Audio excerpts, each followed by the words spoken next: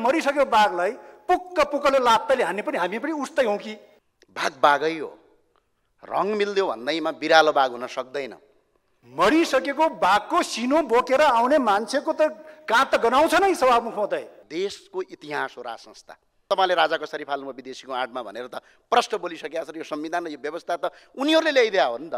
2062-63 सालको जनआन्दोलनका क्रममा नेपाली जनताले लखेर्दै लखेर्दै लखेर्दै लैजाँदाखेरि ठुलो भिडबाट लडेर मरेको बाघलाई 2-4 जनाले फेरि काँधो बोकेर यो त जिउँदैछ जिउँदैछ भनेर आउँदैमा हामी पनि फेरि त्यही लहलैमा लागेर यो त साँच्चीकै जिउँदै हो कि, साँच्चीकै जिउँदैछ कि भनेर दौड्दै गरेर त्यो मरिसकेको बाघलाई पुक्क पुक्कले लात्ताले हान्ने पनि हामी पनि उस्तै हौँ कि जस्तो मलाई लागिरहेको छ सभामुख महोदय।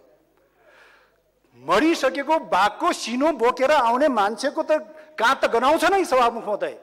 तर हामीले पुक्क पुक्कले लात्ताले हान्दाखेरि, सिनोलाई लात्ताले हान्दाखेरि हाम्रो लात्ती पनि त खुट्टा पनि त गनाउँछ होला नि त सभामुख महोदय। त्यसैले निवेदन गर्न चाहन्छु सभामुख महोदय कि अब यतापट्टि ध्यान दिएर आफ्नै लात्ती आफ्नै खुट्टालाई दुर्गन्धित बनाउँदातर्फ हामी लाग्नु हुँदैन। हामी कर्मले, मैले अघि नै भने, हामी कर्मले, व्यवहारले, हाम्रो व्यवहारले, हाम्रो दृष्टिकोणले, हाम्रो उद्देश्यले, हाम्रो गन्तव्यले यो व्यवस्थालाई सुदृढीकरण गर्दै लैजाने हो।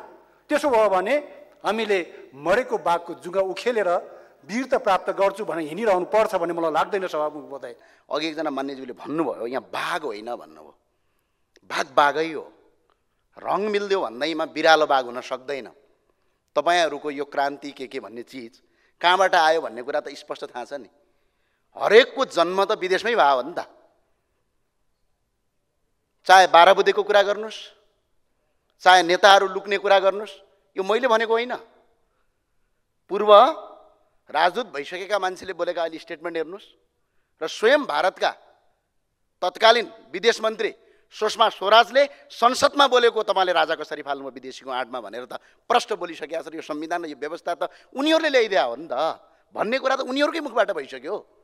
त्यही भए हुनाले राष्ट्रवादी भने राष्ट्रवादी हुन्छ, बाघ बुढो भए पनि बाघै हो। अब बिरालोको रङ मिल्यो भन्दैमा बिरालो बाघ हुन्छ त कहीँ? बिरालो बिरालो नै हो। त्यो भए हुनाले यो देशको इतिहास हो राज संस्था।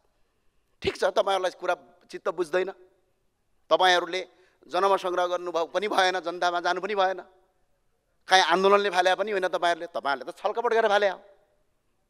ठिकै छ, ठिक छ, अहिले भइराखेको छ। तर हरेक कुरामा, हरेक शब्दमा हुँदा हुँदा नीति तथा कार्यक्रममा पनि यस्ता कुराहरू गर्नु चाहिँ त्यति उचित हो जस्तो मलाई लाग्दैन। मैले यति नै यसको जवाब दिएँ। बाघ बाघै हो, रङ मिल्दैमा बिरालो बाघ हुन सक्दैन। राजा राजै हो। यसको इतिहास छ आफ्नो देशमा। जुन राजाले र जनताले मिलेर चाहे तिब्बतसँग युद्ध लडेर होस्, चाहे 2200, 2300, 2400 राज्यहरूलाई एकीकरण गरेर होस्, चाहे तपाईँको मुगलसँग युद्ध गरेर होस्, चाहे अङ्ग्रेजसँग युद्ध गरेर होस्, राज संस्थाको नेतृत्वमा यो देश बनेको र त्यो देशको सांसद हौँ हामी आज। यदि यो देश राजा र जनता मिलेर नबनाइदिए भए आज हामी कुन देशको सांसद हुन्थ्यौँ? त्यो भएर इतिहासलाई सम्मान गरौँ भन्छु म। हो, विचार तपाईँहरूको फरक होला, तपाईँहरूले मान्नु नमान्नु राजनीतिक आस्थाका रूपमा तपाईँहरूको विचारको हामी सम्मान गर्छौँ।